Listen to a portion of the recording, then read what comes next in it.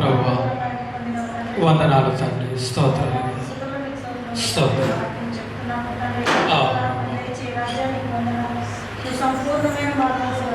తండ్రి వందనాలు దేవుడు.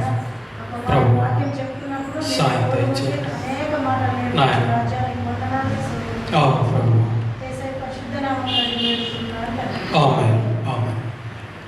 మరి మొదటిగా దేవునికి వందనాలు తెలియజేస్తా ఉన్నాను. కూడి వచ్చినందుకు కూడా ప్రభు అయిన యేసుక్రీస్తు నామములో వందనాలు. అందరు బాగున్నారు కదా? బాగున్నాం. సమస్యలు కష్టాలు మనము చనిపోయేంత వరకు ఉంటాయి మనకు. అవన్నీ దిగమిందుకొని అవన్నీ జయించి మనం ఏం చేయాలి? ముందుకోవాలి. చాలామంది లైఫ్ అంటే ఏమనుకుంటారంటే సుఖంగా జీవించవచ్చు, యథార్థంగా జీవించవచ్చు, తర్వాత హ్యాపీగా జీవించవచ్చు అనుకుంటారు. కానీ లైఫ్ అది కాదు. అది లైఫేనా? లైఫ్ అనేది అది కాదు. లైఫ్ అంటే ఏంటి? కష్టాలు ఉంటాయి, నష్టాలు ఉంటాయి, లేవడం ఉంటుంది, పడిపోవడం ఉంటుంది. ఇదే లైఫ్. లేదు నేను ఎప్పుడు సుఖంగానే ఉంటా అంటే అది అవ్వదు. ఒకవేళ నువ్వు నీ జీవితం అంతా నువ్వు ఓన్లీ సుఖంగానే బ్రతికినా కూడా నీ లైఫ్కి అర్థం అనేది అది కంప్లీట్ కాదు. అది కంప్లీట్గా కాదు. అవునంటారా కాదంటారా? అన్నీ తెలిసిన వాళ్ళ దగ్గర మనం ఏం చేస్తాము? సలహాలు తీసుకుంటాం.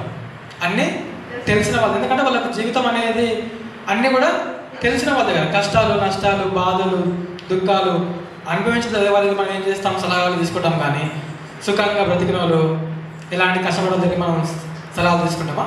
తీసుకోము. జీవితం అంటే పోరాటం. ఉదయం లేస్తే సాయంత్రం వరకు అదొక పోరాటం. అవునంటే కదా? అదొక యుద్ధం. మరి చేయాల్సింది తప్పదు. ఎన్ని శ్రమలు వచ్చినా ఎన్ని ఆటంకాలు వచ్చినా లేదు నేను డ్రాప్ అయిపోతాను అనేసి ఉరేసుకోవడం కానీ సూసైడ్ చేసుకోవడం అనేది కరెక్ట్ అయినది కాదు. మనం ఏం చేయాలా? అట్లా పోవాలి ముందుకి. ఎన్ని కష్టాలు అనుభవిస్తే మనము, ఎన్ని నష్టాలు ఎన్ని బాధలు అనుభవిస్తే మనం అంత స్ట్రాంగ్ అవుతాం. అవునా కాదంటారా?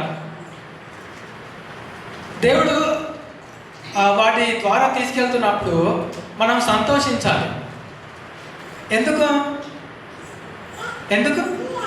చెప్పండి. ఇప్పుడు నేనేమంటున్నాను? కష్టాల గుంట బాధలు కూడా మనం పోతే మనం ఏం చేయాలి? సంతోషించాలి. ఎందుకు సంతోషించాలి?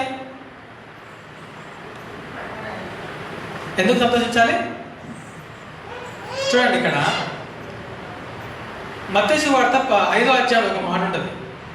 నా నిమిత్తము జనులు మిమ్మల్ని హింసించి దూషించి చెడ్డ మాటలు పలుకున్నప్పుడల్లా మీరు ధన్యులు. మీరేమవుతారంటే అప్పుడు? ఎందుకు ఆ మాట అంటున్నాడు దేవుడు? అంటే నా నిమిత్తము మీరు ప్రయాస పడ్డప్పుడు, నా నిమిత్తము మీరు బాధలు అనుభవించినప్పుడు, నా నిమిత్తం మీరు దుఃఖం అనుభవించినప్పుడు మీరు ధన్యులు. పరలోక రాజ్యంలో మీ కొరకు స్థానము ఫిక్స్, కన్ఫర్మ్ అవుతుంది అంటున్నాడు. అంటే వాళ్ళు నన్ను ఏ విధంగా అయితే హింసించారో మిమ్మల్ని కూడా హింసిస్తారు. అంటే హింస పొందిన వారిని ధన్యులు అంటున్నాడా? హింస పొందని వారిని ధన్యులు అంటున్నాడా? హింస పొందిన వారిని ధన్యులు అంటున్నాడు. అవునా కదా? ఎందుకంటే వారు దేవుడి కొరకు వాళ్ళు ఏమయ్యారు? ప్రయాస పడ్డారు. నేను కూర్చొని తింటా, నాకు అన్నం పెడతారా? మీరు సంవత్సరం తింటా కూర్చొని తింటా అంటే పెడతారా? అన్నం పెడతారా? ఎవరు పెట్టారు? ఎందుకు పెట్టారు? మనం ఏమంటాం? అరే నువ్వు కష్టపడి ఏం చేయాలి? పని చేసుకొని బ్రతకాలరా, నీ ఇల్లు నీ సంసారం నువ్వు ఏం చేయాలి? చూసుకోవాలంటాం. అంతేగాని కూర్చొని పెడతా తిన్నా అంటావా? అన్నా. మనం ఏం నేర్పిస్తాం? మన పిల్లలకు కష్టపడి బ్రతకాలని నేర్పిస్తాం. అంతేగాని సుఖంగా ఉండు, లగ్జరీ ఏసీ కార్లో వాడుకో, ఏసీ ఇంట్లో వాడుకో అని మనము చెప్పాం. అలా చెప్తే వాళ్ళు ఏమైపోతారు? అలా ఒకవేళ మనం అలాగే వాళ్ళకి మనము అవసరాలు కల్పిస్తే ఎలాంటి ఆపద వారి వద్దకు రాకుండా, ఎలాంటి బాధ వారి వద్దకు రాకుండా మనం వాళ్ళను అలానే పెట్టామనుకోండి, వాళ్ళు బ్రతకలేరు. మనం ఉన్న రోజులు బాగానే ఉంటారు. మనం పోయాక వాళ్ళకి అప్పుడు ఏమవుతుంది? ఇబ్బంది అవుతుంది. కాబట్టి కష్టము సుఖము దుఃఖము ఇవన్నీ కూడా మనకు ఏమై ఉండాలి? కూరలో ఓన్లీ ఉప్పు వేసుకొని తింటా అంటే అవ్వదు. కారం కూడా వేసుకోవాలి. అప్పుడే కూరకి ఏమొస్తుంది? టేస్ట్ వస్తుంది. మరి మన జీవితం కూడా మధురంగా, ఆత్మీయ జీవితం కూడా మధురంగా ఉండాలంటే ఇవన్నీ కూడా మనం ఏం చేయాలి? అనుభవించాలి. అంతేగాని గివ్ అప్ చేయొద్దు. అంతేగాని ఇక నాకు ఇన్ని కష్టాలు ఉన్నాయి, ఇన్ని బాధలు ఉన్నాయి అనేసి ఇక నా జీవితాన్ని నేను ముగించేస్తానని మనం ఎప్పుడు కూడా అనుకోవద్దు. ఇప్పుడు ముగించుకొని ఏం చేస్తాం? ఇప్పుడు నాకు చాలా బాధలు ఉన్నాయండి, ఇక నేను జీవించలేకపోతున్నాను అనేసి రోజు సూసైడ్ చేసుకున్నాను. దాని ద్వారా నువ్వు సాధించింది ఏంటి? ఏమీ లేదు. ఏమన్నా ఉందా? అదే వాటిని ఎదుర్కొని నిలబడితే అప్పుడు నేను ఏమంటా, నీకు ఒక సొసైటీలో ఒక బిరుదు వస్తుంది, అవునంటారా కదా అంటే వాటికి మనం సిద్ధంగా ఉండాలి. కష్టాలు అన ఇబ్బందులు వస్తున్నప్పుడు మనం వాళ్ళని ఎదుర్కొంటూ ముందుకి పోవాలి. చేపకు మీకు తెలిసిన చేప, ఫిష్ సముద్రంలో కానీ తర్వాత వాగులో కానీ అది ఎలా ఎత్తుందో తెలుసా మీకు? నీటికి ఎదురెత్తుంది. అది ఎటు పెడితే ఎటు కొడితే అటు పోదు, నీళ్ళు ఎటు పోతే అటు పోవు. అవి వాటికి అది ఎటు పోతుంది? ఎదురెత్తుంది. మనం మీరు పడవను కూడా చూడండి, షిప్ని కూడా చూడండి, ఎలా పోతుంది? అది తన గమ్యం మీద ఎటైతే ఉందో అటే పోతుంది తప్ప వాటర్ ఎక్కడ పోతున్నాయి కదా, ఇలాంటి ఇబ్బంది అవుతుంది కదా, గాలి వస్తుంది కదా అనేసి తన మార్గాన్ని ఎప్పుడు అది మలుచుకోదు. కాబట్టి మనం ధన్యులం. కష్టాలు అనుభవిస్తున్న ప్రతి ఒక్కరు ధన్యులు. ఎందుకంటే వారు అనుభవాలు నేర్చుకుంటారు. వాళ్ళ వద్ద ఏమంటే అనుభవాలు ఉంటాయి, ఎలా బ్రతకాలి అని. మనం ఒకసారి వాళ్ళు వెళ్ళి అడిగినప్పుడు ఇలా బ్రతకండి, కష్టాలు వస్తే ఏమవుతుంది? అనుభవించండి. ఎల్లప్పుడు ఉంటాయి కష్టాలు? ఎల్లప్పుడు కష్టాలు ఉండవు. మా అంటే కొద్ది కాలమే ఉంటాయి. మనకి ఏదైనా సమస్య ఉంటుందో అది కొద్ది కాలం తర్వాత మళ్ళీ అవి మనకు ఉండవు. కాబట్టి ఇవన్నిటి కూడా మనం ఎదుర్కొంటూ ముందుకి పోవడమే జీవితానికి అర్థం. అంతే తప్ప మనం మధ్యలో ముగించుకొని సాధించేది ఏది కూడా లేదు. కష్టాలు ఎందుకు వస్తున్నాయి అంటే చాలా మటుకు కొన్ని మనం కలుగ చేసుకుంటాం, మన పొరపాట్లను బట్టి మనం కొన్ని కలుగ చేసుకుంటాం, కొన్ని వాటికి అవే వస్తాయి. కాబట్టి జాగ్రత్తగా ఉండి మనం ఏం చేయాలి? వాటిని ఫేస్ చేయాలి. ప్రాబ్లం వస్తుందా, మనం ఏం చేయాలి? దాన్ని ఫేస్ చేయాలి. ఎలా ఫేస్ చేయాలి? ఆలోచన చేసుకొని ముందుకు పోవాలి. ఇప్పుడు నాకు 10 రూపాయలు అప్పు ఉంది అనుకోండి, నేను ఏం చేసుకోవాలి? నాకు వస్తున్న జీతంలో నెలకు రూపాయి పక్కన పెట్టుకోవాలి. అప్పుడు ఏమవుతుంది? 10 రూపాయలు అప్పు అనేది ఎప్పుడు తెరుతుంది? 10 నెలలు అయితే తేరిపోతుంది. అదేనా సమస్య అంటే? అంతే కదా, అలానే వస్తాయి కదా. ఇంకేదో నాకు ప్రాబ్లం ఉంది, దానికి సమస్య నేను ఏం చేయాలి? హెల్త్ ఇష్యూ ఉంది, టైం పడుతుంది, కొద్దిగా చూపించుకోవాలి, మెల్లమెల్లగా చూపించుకోవాలి. అదే తప్ప నాకు ఇంకా బాధ అవుతుంది నేను తప్పించుకోవడానికి చాలామంది అంటే ఈ మెంటల్ ప్రెషర్, ఐటీలో నేను చూస్తాను, ఆ మధ్యలో పేపర్లో కూడా వచ్చింది, వర్క్ ప్రెషర్ తట్టుకోలేక ఏమైపోయారు? సూసైడ్ చేసుకొని. చాలా ఉన్నాయి మనకు ఆ లిస్ట్ చూస్తే చాలామంది వస్తారు. చదువుకోక ఆ ప్రెషర్ కూడా ఎక్కువ, పేరెంట్స్ ప్రెషర్ కావచ్చు, టీచర్స్ ప్రెషర్ కావచ్చు, ఎగ్జామ్ ప్రెషర్ కావచ్చు, తట్టుకోలేక ఏమైపోయారు వాళ్ళు? చనిపోయారు. అలాంటి చాలామంది ఉన్నారు. అంటే ఒకసారి మనం అదే జీవితం అర్థం కాకనే వాళ్ళు ఏం చేస్తున్నారు? పొరపాటు పడుతూ ఉన్నారు. ఏమండి, చదువుకున్న వాళ్ళందరూ ఇప్పుడు ఎవరు? మోడీ ఉన్నాడు కదా మనకు, ఆయన ఎంత ఎవరికి చదువుకున్నాడు? ఆయన దేశాన్ని ఏలట్లేడా? ఏలుతున్నాడు. టీ అమ్మాడంట ఆయన. టీ అమ్మ ఏం చేస్తాడు? ఇప్పుడు ఏం చేస్తున్నాడు? దేశాన్ని. సచిన్ టెండూల్కర్ 10th ఫెయిల్ అయ్యాడు, కానీ ఇప్పుడు ఏమయ్యాడు? క్రికెట్లో ఆయన 100 సెంచరీలు ఉన్నాయని. అంటే వేరే ఆప్షన్ ఉంటుంది కంపల్సరీ మనకు, కానీ అంతే తప్ప జీవితాన్ని ముగించుకోవడం అనేది కరెక్ట్ అయినది కాదు. ఈనాడు ఎంతోమంది బిజినెస్ మ్యాన్లు ఉన్నారు, అదే చదువుకున్న వాళ్ళు కాదు వాళ్ళు. మరి వీళ్ళు ఎందుకు మధ్యలో ఈ ప్రెషర్ని బట్టి ఎందుకు వాళ్ళ మధ్యలో జీవితాలు ఆపేసుకుంటారంటే జీవితం సరైన అవగాహన వారికి లేదు, చెప్పేవాళ్ళు లేదు. ఈ జాబ్ కాకపోతే ఇంకో జాబ్, ప్రాణభత్య మళ్ళీ వస్తుందా? అదేనా కదా. ఈ జాబ్ కాకపోతే ఇంకో జాబ్, ప్రాణభత్య మళ్ళీ వస్తుందా? ఈ అమ్మాయి కాకపోతే ఇంకో అమ్మాయి, ప్రాణభత్య మళ్ళీ వస్తుందా? ఆ అమ్మాయి పెళ్ళైనా సూసైడ్ చేసుకొని చాలామంది ఉన్నారు.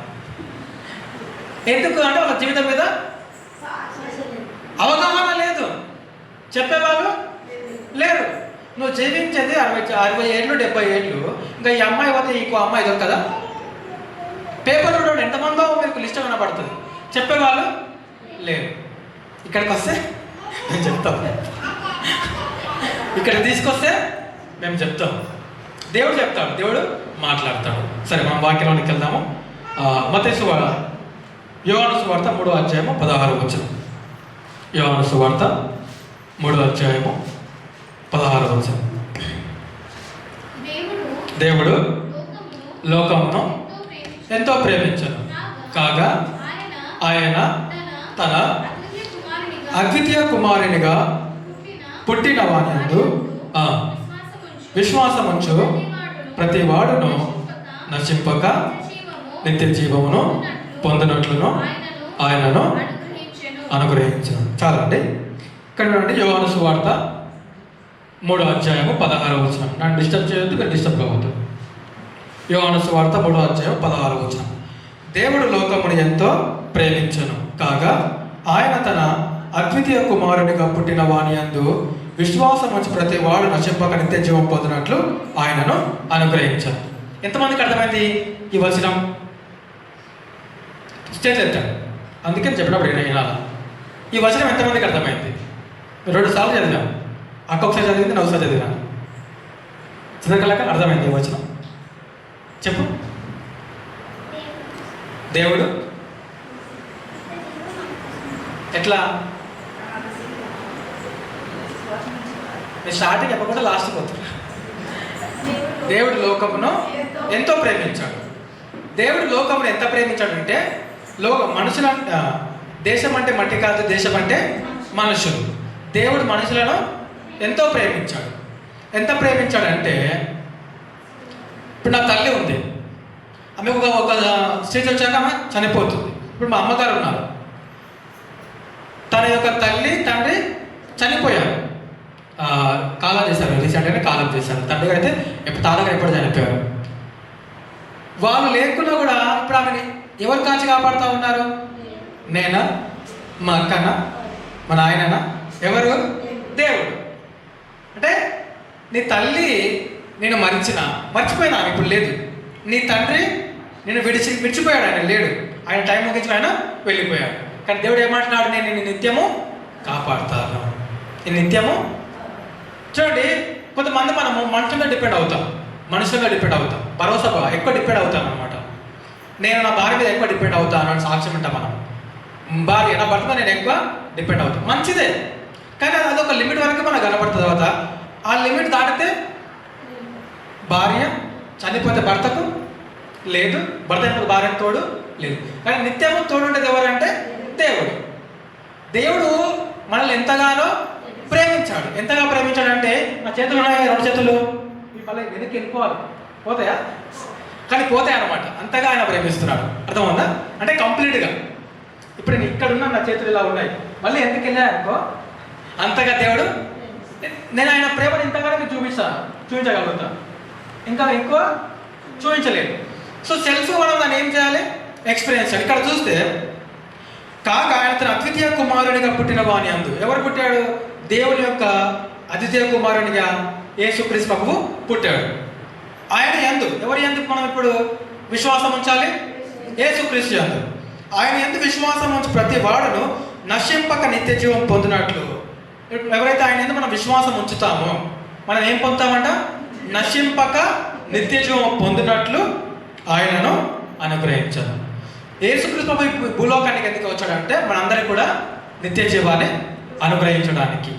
ఆయన ఎలా అనుగ్రహిస్తాడు నిత్య జీవం అంటే, మనం ఆయన యందు విశ్వాసం ఉంచాలి. ఏంటి ఆ విశ్వాసం అంటే, ఆయన ద్వారా మనకి ఇంకొక మార్గము, ఏసేమంటున్నాడు? నేనే మార్గమును, సత్యమును, జీవమును, నా తర్వాత తండ్రి దగ్గర కూడా పోలేడు, పోజాలడు. ఈయన యందు మాత్రం మనకేముంది? రక్షణ ఉంది. ఈయన యందే మన పాపాలకు ఏం కలిగింది? పాపక్షమాపణ కలిగింది. ఎప్పుడైతే మనకి ఎంత విశ్వాసం ఉంచుతామో మనకి ఏం కలుగుతుందంటే నిత్య జీవము దొరుకుతుంది. ఈ నిత్య జీవం మనకు ఏం చేస్తుంది? దొరుకుతుంది కదా. మనం దేవుని ఎంతగా అర్థం చేసుకుంటే మనం అంతగా ఆయన దగ్గర అవుతాం. అవునంటారా కాదంటారా? ఇప్పుడు నా గురించి మీకు ఎంత తెలుసు? ఎంత బాగా తెలుసు? కొద్దిగానే. అది కూడా సంఘం మట్టుకే తెలుసు. ఇంటికి వద్ద నేను ఏం చేస్తానో మీకు తెలియదు. ఆఫీస్కి వద్ద నేను ఏం చేస్తానో మీకు తెలియదు. బయట ఫ్రెండ్స్ పోతే నేను ఏం చేస్తానో మీకు తెలియదు. ఇప్పుడు నా గురించి చెప్పండి, మంచోనా చెడ్డోనా, మీరు నాకు ఏం చెప్తారు? ఇంకా మాకు మొత్తము తెలియదు అంటారు. మొత్తము ఇక్కడైతే బాగానే ఉంటారు, మరి ఇంటికి వెళ్తే ఎలా ఉంటాం? అమ్మతో ఎలా ఉంటాం? అక్కతో ఎలా ఉంటాం? మీకు తెలుసా? తెలియదు. అదే మీరు వచ్చి చూసారు అనుకోండి, ఒక 4 రోజులు మా ఇంట్లో ఉన్నారనుకోండి, అప్పుడు నా గురించి మీకు ఏమైపోతుంది? తెలిసిపోతుంది. అంతేనా కదా? నేను ఫ్రెండ్స్తో ఎలా ఉంటాను అనేది, బయట ఎలా ఉంటుంది అనేది మీరు బయట కూడా అతపడొస్తే మీకు ఏమవుతుంది, తెలిసిపోతుంది.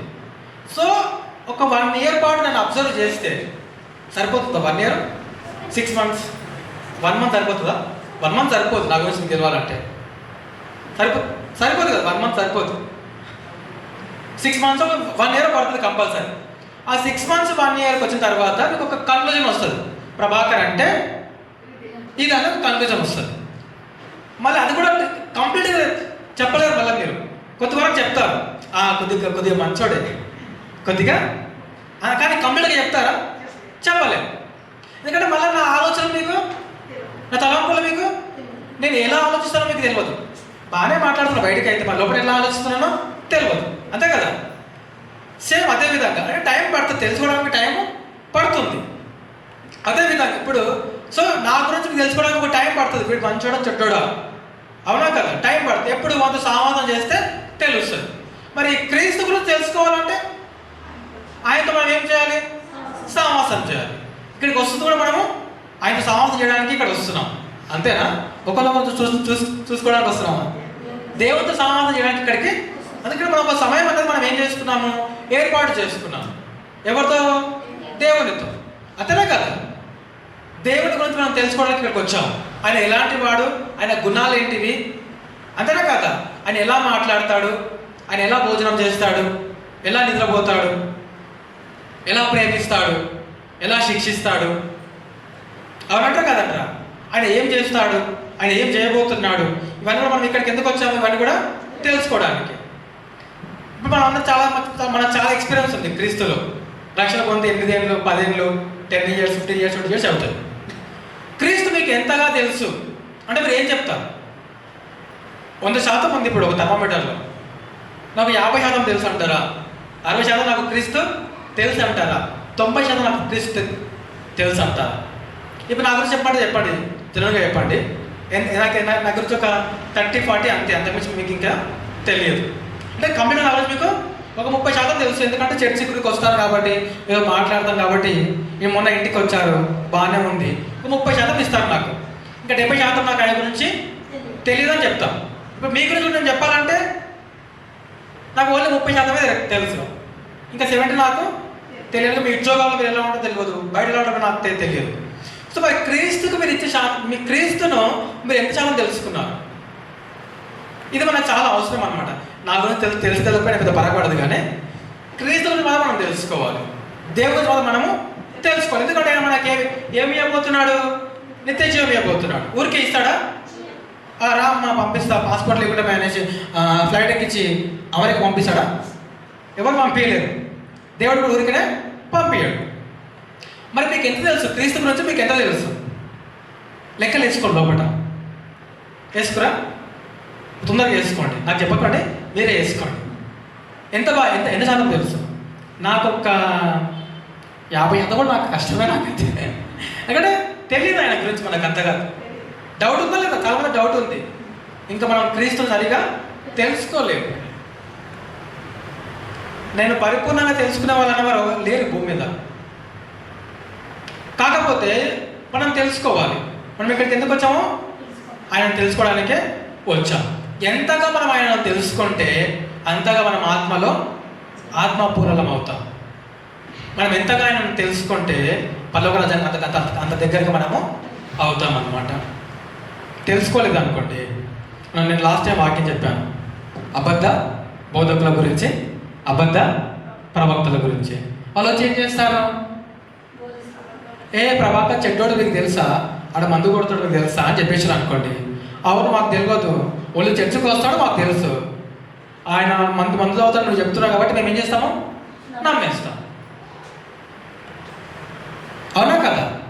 నమ్ముతారా లేదా? నా ఫ్రెండే వచ్చి చెప్పాడు, మీకు మోస వచ్చి చెప్పాడు ప్రభాకర్ ఇలా తాగుతాడంట అనేసి. మీరు నమ్ముతారా లేదా? నమ్ముతారు. కానీ నేను మాత్రము తాగాను. అది నాకు తెలుసు. మరి మీకు తెలవాలంటే నా గురించి మీరు ఏం చేయాలా? తెలుసుకోవాలా. మీకు ఎంతగా తెలుసు క్రీస్తు? సార్ ప్రశ్నించుకోండి. తెలియకపోతే ప్రాబ్లం మళ్ళా. ఎందుకంటే నేనేమవుతాను మీ దృష్టిలో? చెడ్డవాడు అవుతాను. అదేవిధంగా మనం క్రీస్తుని కూడా పరిపూర్ణంగా తెలుసుకోలేకపోతే అపవాది మనలను మాయగొట్టేసేస్తాడు అనమాట. ఒకసారి అదేవిధంగా మనం ముందుకెళ్తాము. కొన్ని లేఖనాలు చదివిద్దామని టైం అవుతుంది. సరే పర్లేదు, ఓకే. ఆదికాండము 3వ అధ్యాయము. ఆదికాండం 3వ అధ్యాయము మొదటి నుంచి చదువుదాం కొన్ని విషయాలు. దేవుడైన యెహోవా సమస్త భూజంతువులలో సర్పము యుక్తి గలదై ఉండెను. అది ఆ స్త్రీతో, ఇది నిజమా?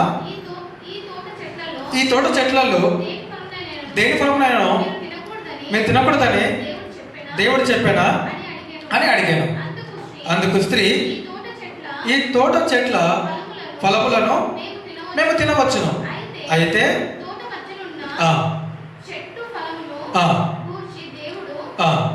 మీరు చావకూడనట్లు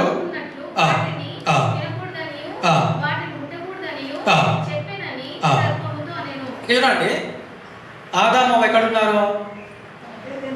ఏదైనా తోటలో ఉన్నారు. దేవుడు ఏం చెప్పాడు? ముందుగానే చెప్పేసేసాడు. ఏమని చెప్పాడు? తోట మధ్యలో 2 చెట్లు ఉన్నాయి. ఏంటి అవి? ఒకటేమో జీవవృక్ష ఫలములు, రెండవది మంచి చెడులు. జీవవృక్ష ఫలాలేమో తినమన్నాడు. ఇంకొకటి ఏమొద్దన్నాడు? అవి తినొద్దని చెప్పాడు. సర్పం వచ్చింది. సర్పం వచ్చి ఏమంటుంది? ఇది నిజమేనా? తోట చెట్లలో దేని ఫలములైనా మీరు తినకూడదని దేవుడు చెప్పానా? ఎలా వేస్తుంది? క్వశ్చన్ ఎలా వేస్తుంది చూడండి. తోట చెట్లలో దేని ఫలములనైనా మీరు తినకూడదా? దేవుడు ఏం చెప్పాడు? ఆ ఒకటే మీరు తినకూడదు అన్ని రోజులు చెప్పాడు. కానీ సర్పం ఏం చేస్తుంది ఇక్కడ? దేనినైనా మీరు తినకూడదు అని మీ దేవుడు చెప్పాడా అని అడుగుతుంది. అంటే డైరెక్ట్ రావట్లే అనమాట. దానికి తెలిసి, ఆల్రెడీ తెలుసు దేవుడు ఏం చెప్పడానికి తెలుసు. కానీ అవ్వ ఏమంటుందో అనేసి అడుగుతున్నాడు. అర్థమవుతుంది కదా? అవ్వ ఏమంటదో. ఇప్పుడు మీరు కూడా అదే, అంటే మీకు దేవుడు మీకు ఎంతగా క్రీస్తు తెలుసు అంటే మీరు ఏమంటున్నారు? ఇంత ఇంత ఇంత పరిపూర్ణంగా అయితే లేరు. ఇప్పుడు వీడు ఏం చేస్తున్నాడంటే చూద్దాం అవ్వ ఏం చెప్తుందో. అవ్వ దేవుడు చెప్పేసి ఆల్రెడీ, కానీ అవ్వ చెప్తే చూద్దామంటే అవ్వని అడుగుతున్నాడు. ఏమని అడుగుతున్నాడంట అని అడిగాడు. అందుకు స్త్రీ, ఈ తోట చెట్ల ఫలములను మేము తినవచ్చు, అయితే తోట మధ్యన ఉన్న చెట్ల ఫలములను గురించి దేవుడు చెప్పాడు. ఈ చెట్లను మేము తినవచ్చు, అయితే తోట మధ్యలో 2 చెట్లు ఉన్నాయి, వాటి గురించి దేవుడు ఏం చెప్పాడంటే మీరు చావకూడనట్లు వాటిని తినకూడదని, వాటిని ముట్టకూడదని చెప్పానని. సో దేవుడు ఏం చెప్పాడు? తోట మధ్యలో 2 చెట్లు ఉన్నాయి, జీవవృక్ష ఫలం ఒకటి, ఇంకొకటి మంచి చెడులు. ఈ 2వ చెట్టు మాత్రం తినకూడదు, తింటే చస్తారనేసి మాకు దేవుడు చెప్పాడనేసి యాజ్గా సాతానికి చెప్తుంది అవ్వ. నెక్స్ట్ చూడండి.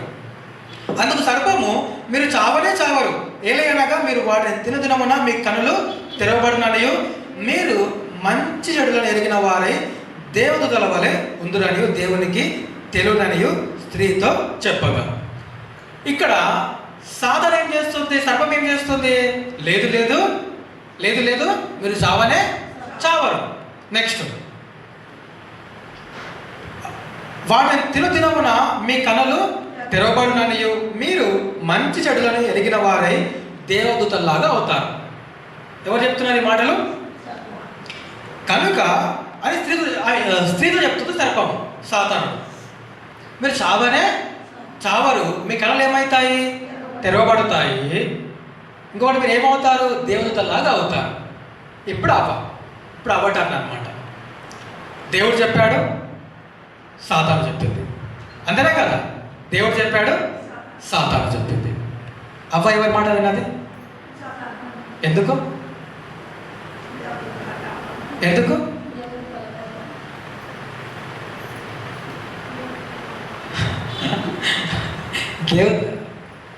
అవ్వ ఎవరి మాట విన్నది? సాతాను మాట. అంటే ఎందుకు? ఎందుకన్నా ప్రశ్న మీకు అర్థం కావాలి. కాదు, అంటే దేవుని కంటే సాతానుని ఎక్కువ నమ్మింది అవ్వ. మీరు చెప్పింది కరెక్టే. దానికంటే ముందు డెసిషన్ మేకింగ్ నేను తీసుకుంటాను కదా, ఇక్కడ మనసులో తీసుకుంటాను డెసిషన్ మేకింగ్. ఇక్కడ తీసుకుంటాను నేను ఫస్ట్. అవుతాను తర్వాత విషయం. కానీ డెసిషన్ మేకింగ్ మాత్రము ఇక్కడ తీసుకుంటాను. ఎక్కడ? నేను ఆలోచించి తీసుకుంటున్నాను. దేవుడు చెప్పాడు, ఏమని చెప్పాడు? తినొద్దని చెప్పాడు. సాతానుడు ఏం చెప్పాడు? తిను, ఏం కాదన్నాడు. ఇప్పుడు నేను ఏం చేస్తున్నాను? డెసిషన్ తీసుకుంటున్నాను. అంటే తీసుకుంటుంది. డెసిషన్ ఎలా తీసుకుంటుంది? ఓకే, దేవుని కంటే సాతాను మాట నమ్మొచ్చు, దేవుని కంటే సాతాను మాట నమ్మొచ్చు. ఎందుకు చూస్ చేసుకుంది అవ్వ? అంటే దేవుని మాట కంటే సాతాను మాటకు ఆమె ఏమైనది? లోబడి ఉన్నది. ఎందుకు దేవుని మాటకు లోబడలేదు మరి అంటే దేవుని గురించి ఆమెకు తెలియదు, తెలుసుకోలేదు బహుశా. ఇప్పుడు మీ ఎదుట ఇద్దరు మనుషులు ఉన్నారు. ఇప్పుడు అమ్మగారు ఉన్నారు, సరే అమ్మగారు వద్దుగానే. ఇప్పుడు శ్వేత అక్క ఉంది. శ్వేత అక్క తర్వాత రాణి అమ్మగారు ఉన్నారు, అక్క ముంగట నేనున్నాను. రాణమ్మ గారు ఉన్నారు, నేనున్నాను. శ్వేత అక్క రాణమ్మ గారికి ఒక మాట, అమ్మగారు అక్కకు ఒక మాట చెప్పి వెళ్ళిపోయారు. నేను ఒక మాట చెప్తున్నా అక్కకి. అక్క ఎవరి మాట వింటది? ఎవరి మాట వింటది? తల్లి మాట వింటది. ఎందుకు తల్లి మాట వింటది అంటే తల్లితో సావాసము ఎక్కువగా ఉంది. నా మాట వింటదా? చెప్పాలి మీరే. ఇప్పుడు మీ పిల్లలు ఉన్నారు కదా, మీ పిల్లలు మీ మాట వింటారా, నా మాట వింటారా? మీ మాట వింటారు. మీ మాటగా ఎక్కువ వింటారు నా మాట కంటే. ఎందుకు? మీ మీద నమ్మకం, అంతే. ఇంకో ఆప్షన్ లేదు. అంటే నమ్మకం కాబట్టి వింటారు. ఇంకా మీకంటే ఎక్కువ నమ్మకం నేను కలిగిస్తే నా మాట కూడా వింటారు అప్పుడు. అంతేనా కాదా? మరి ఇక్కడ అవ దగ్గరకు వస్తే దేవుని మాటల కంటే సాతాను మాట అవి ఏం చేసింది? నమ్మింది.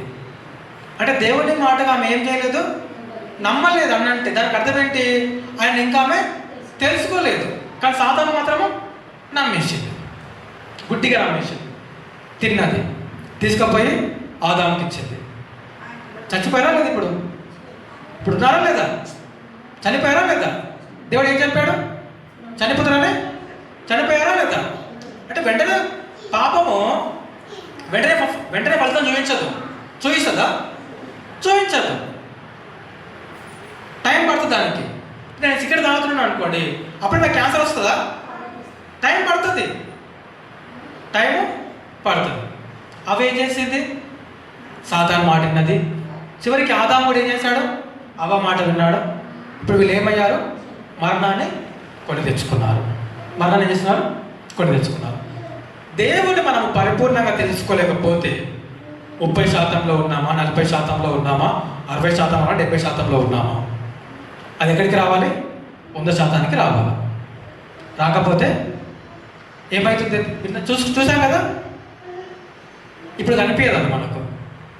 దేవుని యొక్క రాకడలో మనకు అది క్లియర్గా కనపడుతుంది, ఎవరు ఎంత శాతం అనేది. సో కాబట్టి మనం ఇక్కడ వస్తున్నాం కాబట్టి మనం ఏం చేయాలి? మన శాతాన్ని పెంచుకోవాలి. ఆ పరిపూర్ణతలో మనం ఏమవ్వాలి? రావాలి. ఇక్కడ చూడండి, ఇంకోటి ఎగ్జాంపుల్ చూసి ముందుకు వెళ్తాను. గొలియాదు వచ్చాడు, ఫిలిష్తీయుడు గొలియాదు వచ్చాడు. వచ్చేసేసి ఏమంటున్నాడు? సౌలు రాజుగా ఉన్నాడు. అప్పటికే ఇజ్రాయెల్ ప్రజలకు సౌలు రాజుగా ఉన్నాడు.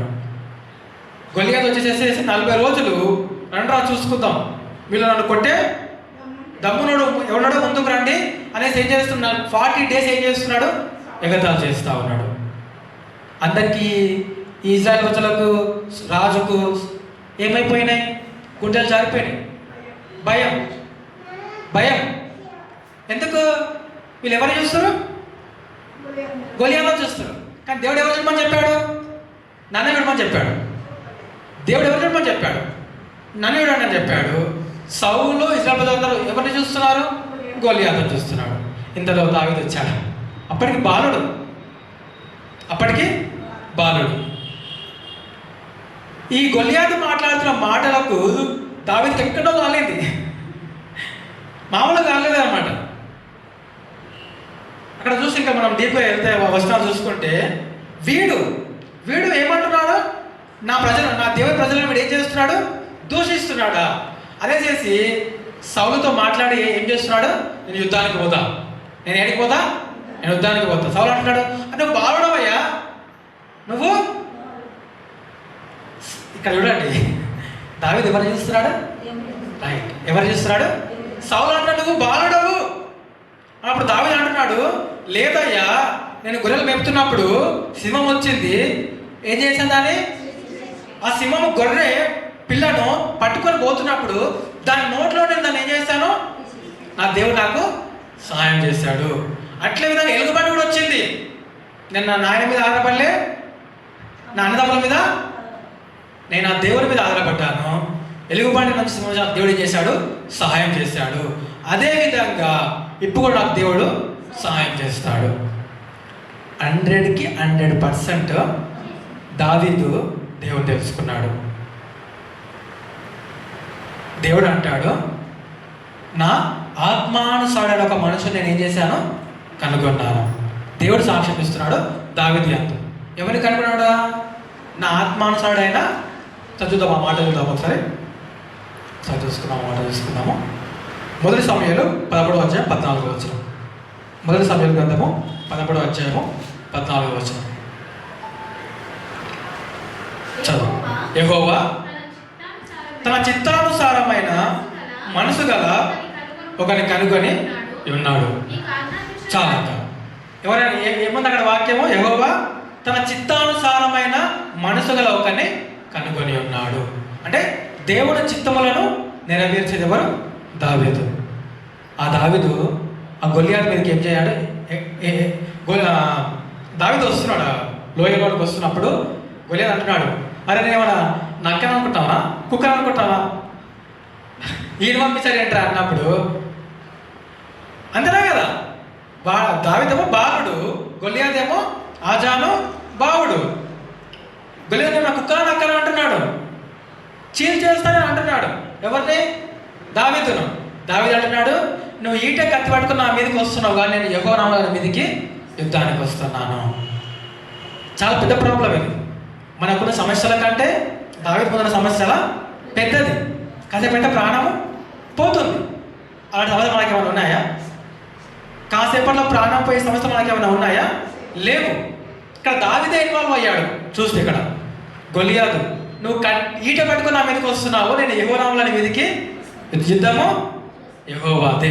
ఎవరి యుద్ధం ఎవరిది, యెహోవాదే. 4 రాళ్ళు ఎరుకున్నాడు. 5 సార్లు 5 రాళ్ళు 5 చూపించిన 4 అంటున్నాడు. ఇప్పుడు నో సహకరించట్లేదు. 5 రాళ్ళు ఎరుకున్నాడండి. దాన్ని ఏమంటారు, వరుసలో పెట్టి గిర్ర గిర్ర గిర్ర పెట్టి ఎక్కడ కొట్టాడు, ఇక్కడ కొట్టాడా, ఇక్కడ కొట్టాడా, ఇక్కడ కొట్టాడా, ఎక్కడ తగిలింది అది, ఇక్కడ కొట్టింది. ఇక్కడ ఆవు గచ్చితో ఏది చిత్తగచ్చితో కొడితే కూడా ఇక్కడ తాగి చనిపోయిన వాళ్ళు చాలా మంది ఉన్నారు. అంటే ఇక్కడ కొడితే ఏమొస్తుంది, మత్తు మైకం వస్తుంది అనమాట. అర్థమవుతుందా? బ్రెయిన్ ఫంక్షనాలిటీకి డిస్టర్బ్ అవుతుంది. ఎక్కడ తగిలింది అది వెళ్ళి ఆడు ఎంత ఉన్నా కానీ ఇక్కడ తాకితే ఏమైపోతుంది అది. అక్కడ తాగడానికి సహాయం ఎవరు చేశారు, దావీదుకి దేవుడు. మనకు కొన్నిసార్లు ప్రాబ్లమ్స్ పెద్దగా అనిపిస్తాయి, చాలా పెద్ద ప్రాబ్లమ్స్ ఉంటాయి మనకు, కానీ సమస్య మాత్రం సొల్యూషన్ మాత్రం.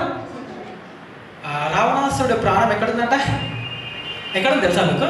మన పురాణాల్లో ఉన్నాయి కదా. రాముడు బాణం వేసి కొడుతున్నాడు, ఎక్కడికి తలకాయలు ఏం అవ్వట్లేదు, పోతున్నాయి మళ్ళీ వస్తున్నాయి. ఏడుంది ఏడుంది, జుట్లో, చిలుకలో, కాలేళ్ళలోనా.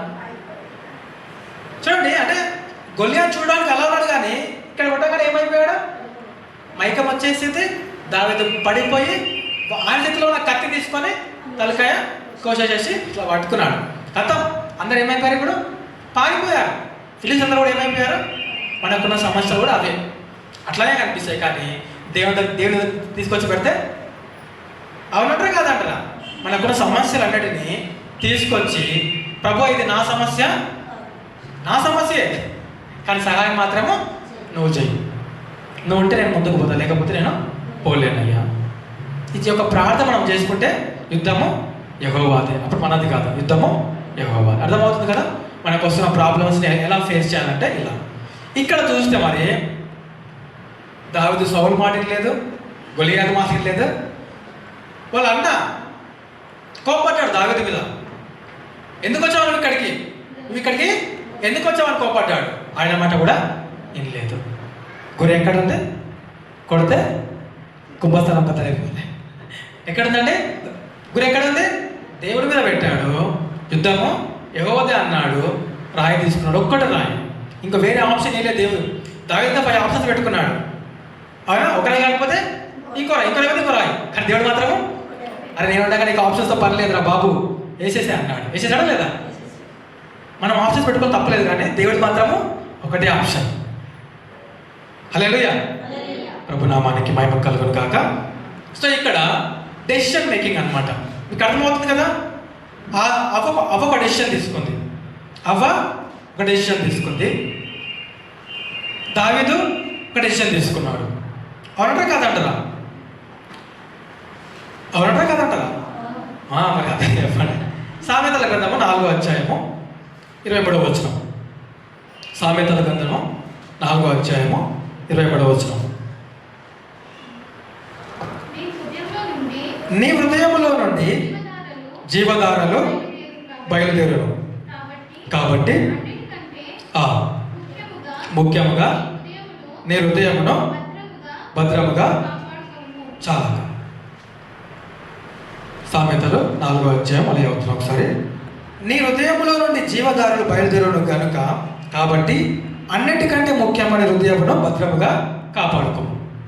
అర్థమైంది? ఈ వాక్యం అర్థమైంది కదా. అవ్వ తీసుకున్న డెసిషన్ ఎక్కడి నుంచి వచ్చింది? హృదయం నుండి వచ్చింది. ఎక్కడి నుంచి వచ్చింది? ఇక్కడ ఉంటాయి కదా మన డెసిషన్స్ అన్నీ కూడా ఇక్కడ నుంచే వస్తాయి.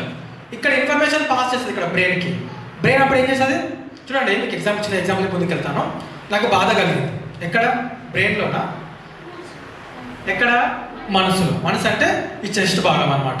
నేను అది మనకు చూపించడానికి రాదు. ఈ మనసు భాగం అర్థం చేసుకోండి స్పిరిచువల్గా. ఇక్కడ నాకు బాధ కలుగుతుంది. నన్ను ఎవరైనా మోసం చేసినా కానీ బాధ పెట్టినా కానీ ఇక్కడ నాకు ఏం కలుగుతుంది? ఇక్కడ కలుగుతుంది బాధ.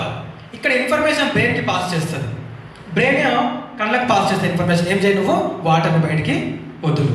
వాటర్ని బయటికి అప్పుడు కళ్ళు కొన్ని వాటర్ని బయటికి ఏం చేస్తాయి? పంపించేస్తాయి. దాన్ని మనం ఏమంటాము? ఏడుస్తుండు అంటాం. అర్థమైందా? బాధను ఇక్కడ కలిగింది. ఇక్కడ నుంచి నర్వస్ సిస్టమ్ ద్వారా ఇక్కడికి ఏమొచ్చింది? ఇన్ఫర్మేషన్ వచ్చింది. ఎందుకంటే బ్రెయిన్ కదా సెంట్రల్ సిస్టమ్ ఇక్కడికి వచ్చింది. ఇక్కడ ఉన్న బ్రెయిన్ ఏం చేసిందంటే ఈ కళ్ళకి ఏం చేసింది? ఇన్ఫర్మేషన్ పాస్ చేసింది. హృదయానికి బాధ కలిగింది. నీ కళ్ళ నుండి ఏం రావాలి? కన్నీళ్ళు రావాలి. అర్థమైందా? నీ కళ్ళ నుండి కన్నీళ్ళు రావాలి. అవునా కాదంట? సో ఇక్కడ చూస్తే నీ హృదయంలో నుండి జీవధారలు సమస్తము నువ్వు నేను మాట్లాడే మాట, చూసే చూపులు, ఆలోచించే విధానము, దానికి మూలం ఎక్కడ అంటే హృదయం. అర్థమవుతుందా? మీకు బాధ, దుఃఖము ఇక్కడ కలగవు. ఇక్కడ కలుగుతాయి. యాక్చువల్గా ఇక్కడ కలుగుతాయి. ఇక్కడ నుంచి ఇక్కడికి పాస్ అవుతాయి. మీకు దెబ్బ కూడా మనకు తగిలినప్పుడు ఇప్పుడు ఇక్కడ దెబ్బ తగిలింది. ఇక్కడ నుంచి ఇన్ఫర్మేషన్ ఏమవుతుంది అంటే ఇక్కడికి వస్తుంది, బ్రెయిన్కి వస్తుంది. మళ్ళీ సేమ్ అదే ప్రాసెస్ అనమాట. అంటే ఈ నొప్పి అనేది ఇక్కడ నుండి వచ్చి ఇక్కడికి వచ్చి ఇక్కడ నుంచి ఇక్కడ ఏమవుతుంది? పాస్ అవుతుంది. అది ఇంకా మనకు సైన్స్కి వెళ్తే అది వేరే విషయం. కానీ ఇక్కడ చూస్తే నీ హృదయముల నుండి జీవధారలు బయలుదేరును. సో నువ్వు ఏం చేసినా కూడా, ఏం మాట్లాడినా కూడా అది అంతా కూడా ఎక్కడ నుండి? ఇక్కడ నుండి. అర్థమవుతుందా? ఇక్కడ నుండి అన్నీ బయటకు వస్తాయి అన్నమాట. నువ్వు మంచిగా ఆలోచించినా, చెడుగా ఆలోచించినా అవన్నీ కూడా ఎక్కడి నుంచి వస్తాయి? ఇక్కడ నుండే వస్తాయి. ఇది అన్నిటికీ కూడా ఏంటి? మూలం అన్నమాట. నీ కళ తప్పు చేయడానికి కారణం ఎవరంటే ఇక్కడ నుండి. ఆశ మనకి ఎక్కడ కలుగుతుంది? ఈ డ్రెస్ వేసుకోవాలి అనేది ఏంటి? ఆకర్షణ. ఈ డ్రెస్ వేసుకోవాలి, ఈ ఫుడ్ తినాలి, హృదయం తృప్తిగా ఉంది నాకు ఇప్పుడు. నాకు మీరు మంచి బిర్యానీ పెడతారు అనుకోండి, నాకు ఏమంటాను? నా హృదయం ఇప్పుడు తృప్తిగా ఉంది, నా ఆత్మ ఇప్పుడు సంతోషంగా నేను ఉన్నాను. ఎక్కడ సంతోషం? ఇక్కడే కలిగింది నాకు. అవునా కదా? సో అన్నిటికీ మూలం ఎక్కడ ఉంది? ఇక్కడ ఉంది. దుఃఖానికైనా, బాధకైనా, సంతోషానికైనా సమస్తానికి మూలం ఎక్కడ? ఇక్కడ. దేవుడు ఏమంటున్నాడంటే నీ హృదయం జీవధారలు బయలువెళ్ళును కాబట్టి అన్నిటికంటే ముఖ్యంగా నీ హృదయమును భద్రముగా కాపాడుకోనము.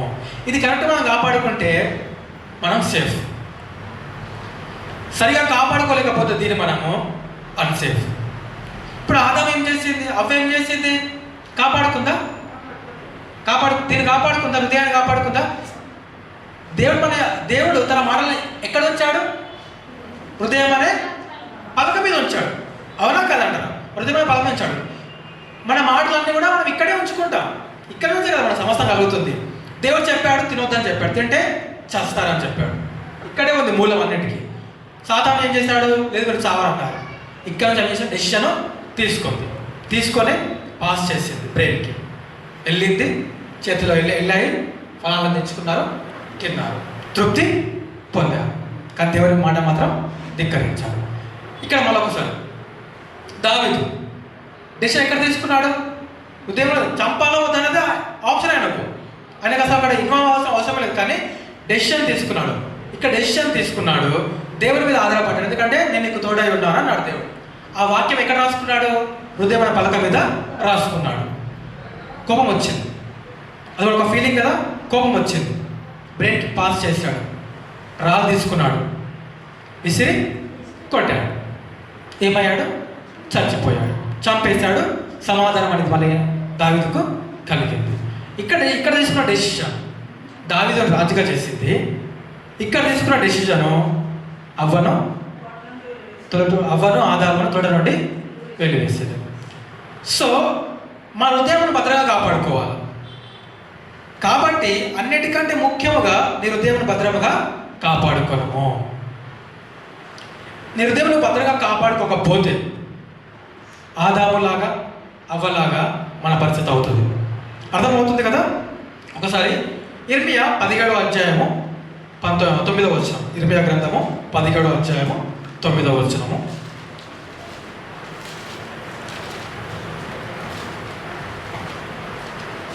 ఇర్మియా 17వ అధ్యాయము 9వ.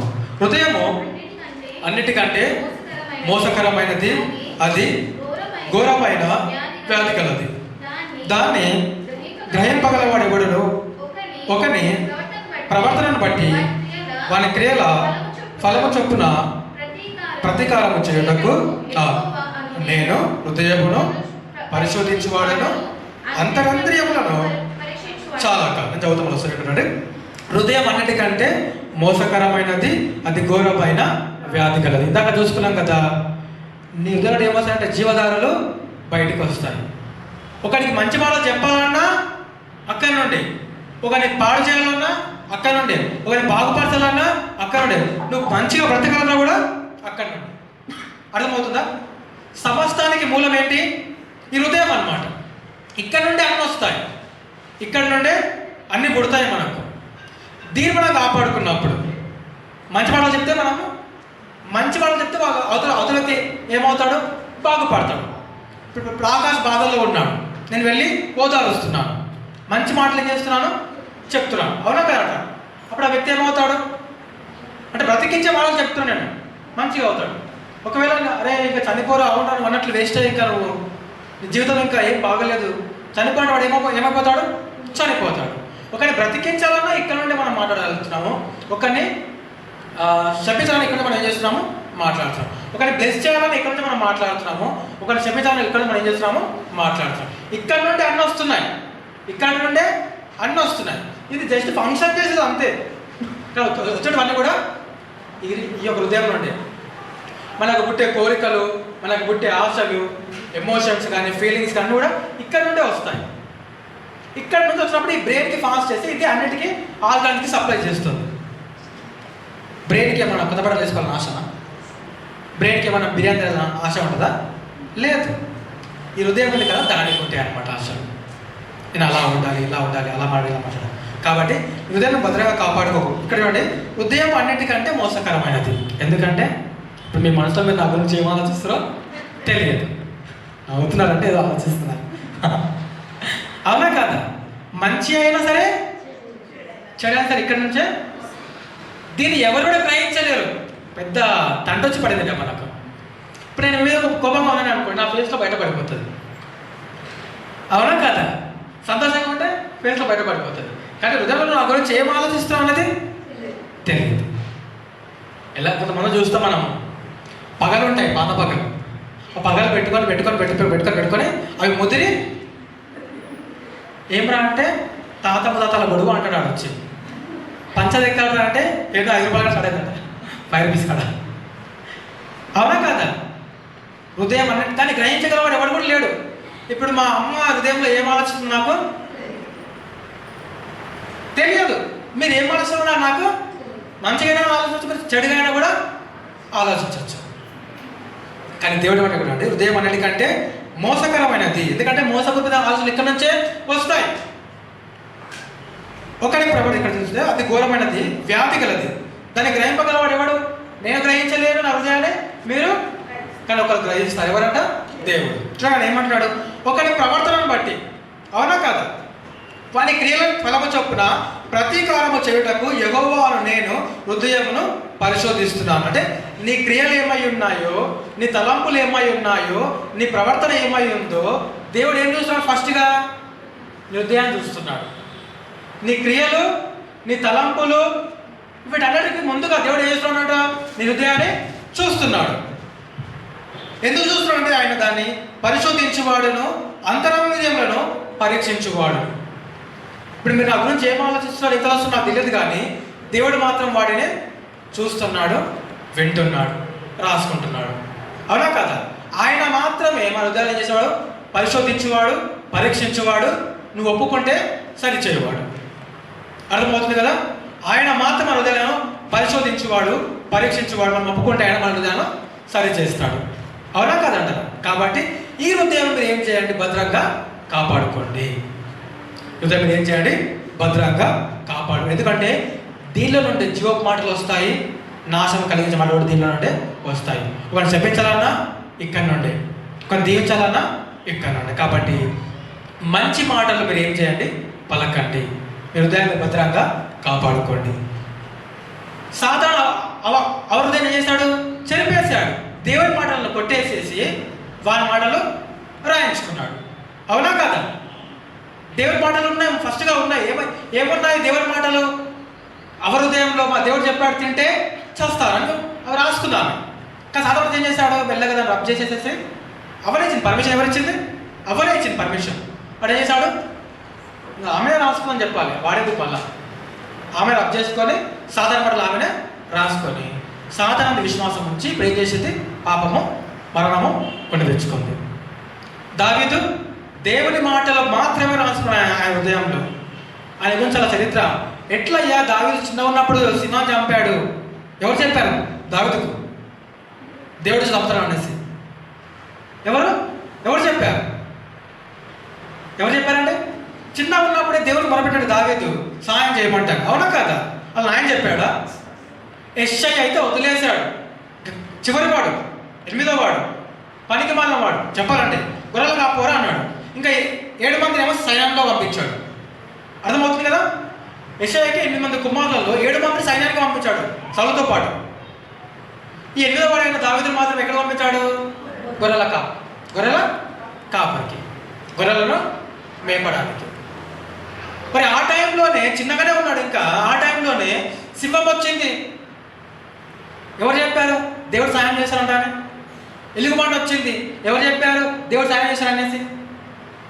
తన తాత మాటలు, తన నాయన ఎక్కడైతే వాక్యం లేదు, కానీ బహుశా దావీదు దేవుని యొక్క మాటలకు ఆయన లక్ష్యం ఉంచాడు. ఎప్పుడు మనం మాట్లాడతాం కదా, పేరెంట్స్ మాట్లాడతారు కదా, పేరెంట్స్ మాట్లాడుతున్న పిల్లలు ఏం చేస్తారు? అక్కడ వచ్చి వింటా ఉంటారు.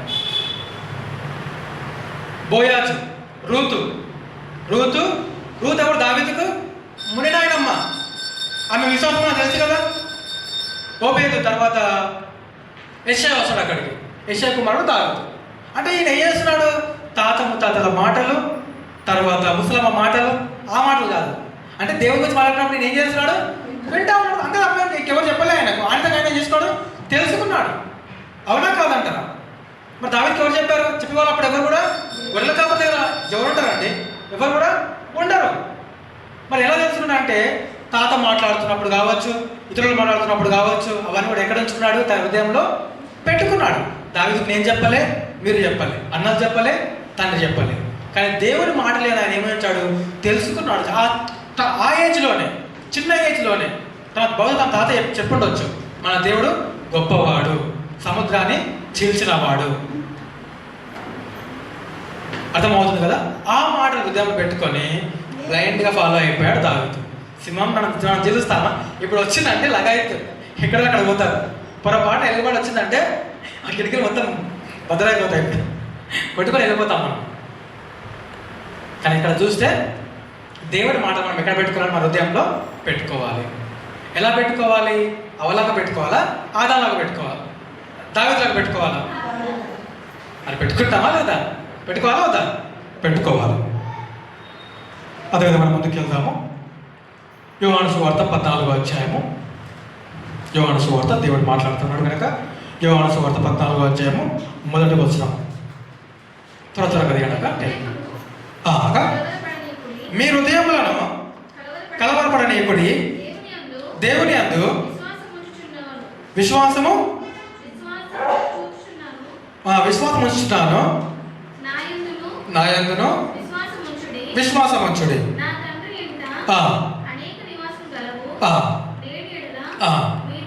చాలా చూడండి, చాలా మంది కలవరపడతా ఉంటారు. ఆల్మోస్ట్ ఇక్కడ ఉన్న మనం కూడా రోజు ఒకసారి కలవరపడతాం. పడమా? కలవరము, భయము, ఆందోళన రోజు కాకుండా వారానికన్నా నెలకన్నా ఒకసారి మనం పడతాం ఏదో సమస్యలను బట్టి. దేవుడు అంటున్నాడు, మీ హృదయమును కలవరపడనీయకుడి, దేవుని యందు విశ్వాసం ఉంచువారును దేవుని యందు విశ్వాసం ఉంచుచున్నారు, నా యందును విశ్వాసం ఉంచుడి. దేవుడు అంటున్నాడు, మీరు ఏం చేయకండి, కలవర పడనీయకండి. మీరు కలవర పడ్డారో అపవాది వచ్చేస్తాడు. ఇప్పుడు మీరు కలవర పడ్డారనుకోండి, దేవుడు మీకు విశ్వాసం ఉన్నట్లా? చెప్పాలి మీరే. లేనట్లే. మీకు మీరే సెల్ఫ్ ఎవాల్యుయేషన్ చేసుకోవచ్చు, ఎగ్జామినేషన్ చేసుకోవచ్చు. ఇప్పుడు కలవర పడతా ఉన్నాను, ఇన్ని మాటలు విన్నాను, ఇన్ని వాక్యాలు విన్నాను, ఇన్ని లేఖనాలు విన్నాను, చెప్తున్నాను, మళ్ళీ నేను ఏం చేస్తున్నాను, కలవర పడ్డాను అనుకోండి. బహుశా మనం మనుషులు కాబట్టి పడతాము, బట్ ఎలా ఉండాలి మనం అంటే పడవద్దు. పడ్డప్పుడు మళ్ళీ మనం ఏం చేసుకోవాలి, దేవుడి మీద ఆధారపడాలి. దేవుడు అంటే హృదయాలను కలవర పడనీయకుడి. దావీదుకు గులాబీ చెప్పడానికి చిన్న రాయి సరిపోయింది. చిన్న మనలను అపవాది కుడడానికి చిన్న కలవరం చాలు. అర్థమైందా? ఎగ్జాంపుల్ అర్థమైందా? దావీదు ఎలా చంపాడు గొలియాతుని? చిన్న మత్తు వచ్చేసింది, చిన్న రాయి. మనం కలవర పడ్డామనుకోండి, ఆ చిన్న మిస్టేక్ అపవాదికి డోర్ ఓపెన్ చేసినట్లే. ఇంకా అంటే నేను చేసి కలవరనే పడుతున్నాను కదా అని మనం అనుకున్నాం అనుకోండి, అంటే నువ్వు విశ్వాసము లేదు. ఇంకా దేవుడు ఉన్నాడు అక్కడ, హృదయంలో దేవుడు లేడు, అపవాది వచ్చేస్తాడు. ఇక అంటే దావీదుకు చిన్న రాయి కావాలి గుళ్ళని చంపడానికి, అపవాదికి ఏం కావాలి, చిన్న కలవరం కావాలి మన దగ్గర. అది దొరికిందా అంటే కథం, ఇంకా వాడే పెడతాడు. అందరిని యాక్సెప్ట్ చేసామంటే అయిపోయిందా? మనం సాతానికి ఏమి ఇచ్చాము, అవకాశము ఇచ్చాము. ఎందుకు అవకాశం అంటే నేను కలవరపడుతున్నాను అంటే నేను దేవుని అంత విశ్వాసము ఉంచట్లేదు, అంతేనా కదా? దేవుని అంత విశ్వాసం ఉంటే నేను కలవరపడతానా? పడను. సింపుల్. అంటే నేను ఇప్పుడు కలవరపడుతున్నా అంటే అర్థం ఏంటి చెప్పాలి మీరే. విశ్వాసము, దేవుని అంత విశ్వాసము ఉంచట్లేదు. కాబట్టి దేవుడు ఏమంటున్నాడు, మీరు దేవులను కలవరపడనీయకుడి. చిన్న మిస్టేక్, చిన్న హోల్ అది అపవాదిగా వచ్చేస్తాడు, ఒకరికి వచ్చేస్తాడు. చిన్న డౌట్ కల అవ్వకు వచ్చిన డౌట్ ఇచ్చాడు, అంతే. చిన్న డౌట్ కలగజేశాడు, అవునా లేదా? చెప్పాడు, దేవుడు చెప్పాడు, తినొద్దా అని చెప్పాడు. ఇక్కడ అపవాది ఏమంటున్నాడు, తినండి ఏం కదా అన్నాడు. చిన్న అవకాశం, చిన్న మాట అన్నాడు, అవేం చేస్తుంది, తినేసింది. అంటే దేవుని పక్కన పెట్టేసేసి సాధారణ మాట. పెద్ద మిస్టేక్ ఏం చేయలేదు ఆమె. ఎన్ని పండ్లు తిన్నది, కొన్ని పండ్లు తిన్నది ఆమె, అయిపోయింది. మనం కలవరపడ్డామనుకోండి, అపవాది కూడా మనకు ఈరోజు చేయించినట్లు అవకాశం ఇచ్చినట్లు దేవుని మీద నమ్మకము ఉంచని వారం అవుతాం మనం. అర్థమవుతుంది కదా? రైట్. ఇంకొక వచనం, పేతురు రాసిన మొదటి పత్రిక 5వ అధ్యాయం 7వ వచనం నేను ముగించేస్తాను. పేతురు రాసిన మొదటి పత్రిక 5వ అధ్యాయము 7వ వచనం. ఆయన మిమ్మల్ని గూర్చి చింతించుచున్నాడు కనుక మీ చింత యావత్తు. ఓకే, మన మనుషులం కలవరపడతాము, కలవరతో మనకు వస్తాయి, చింతలు కూడా మనకు కలుగుతాయి. అయితే దేవుడు ఏమంటున్నా అంటే మీరు కలవర పడనీయకుడి. చదవక ఆయన మిమ్మల్ని గూర్చి చింతించుచున్నాడు కనుక మీ చింత యావత్తు ఆయన మీద వేయండి. ఇప్పుడు దావీదు ఎవరి మీద వేశాడు భారం అంతా కూడా? ఎవరి మీద వేశాడు? దేవుడి మీద వేశాడు. సాయం ఎవరు చేశారు? కారణం ఎవరు చేశారు? దేవుడు చేశాడు. మీ చింత యావత్తు ఆయన మీద వేయండి, ఎందుకంటే ఆయన మన గురించి చింతిస్తున్నాడు. ఒక చింతకి ఇద్దరు అవసరం లేదు. ఎట్లాగో దేవుడు చింతిస్తున్నాడు కాబట్టి నా చింత తీసుకొని మనం ఏం చేయాలి, ఆయన మీద పెట్టాలి. అప్పుడు మనకు ఆయన సాయం. ప్రభు నాకు ఈ ప్రాబ్లం వచ్చింది, నీ ప్రాబ్లంలో నేను ఉన్నాను, మీరు నాకేం చేయండి, సహాయం చేయండి. నేను నాతో నేను చేయలేకపోతా ఉన్నాను, చింతించాను, అయినా కూడా ప్రయోజనము లేదు. మీ సహాయం నాకు కావాలి. తప్పకుండా దేవుడు సహాయము చేస్తాడు. నీ పూర్ణ మనసుతో, నీ పూర్ణ హృదయముతో ఆయన వేడుకు తప్పకుండా దేవుడు సహాయము చేస్తాడు. లూకా 22:31. లూకా 22:31.